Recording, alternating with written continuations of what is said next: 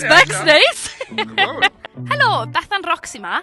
Fel allwch chi weld ni lawr yn bai Caerdydd heddi yn studios ITV. Mae Millie Stacey wedi cyfweld â un o graddedigion JOMEC, Daniel sy'n gweithio fel newyddiadurwr digidol. Oh, hey Dan! Specs neis!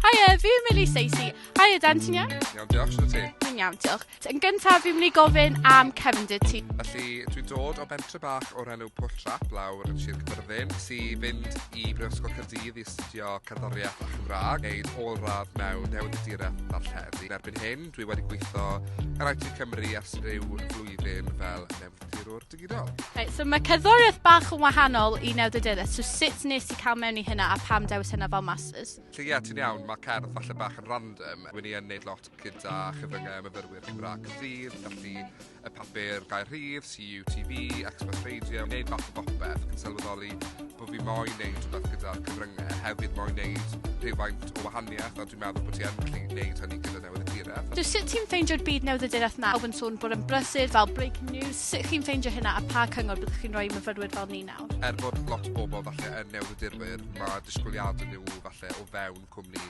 yn gallu ymrywio. I jyst cyfathrebu gyda'ch gilydd fel tîm, chi yna i weithio fel tîm, chi ddim yna i weithio am eich hunan.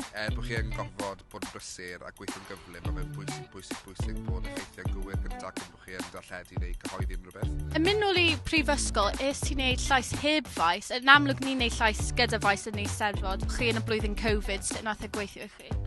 Chymryd be, oedd e'n iawn ar y pryd.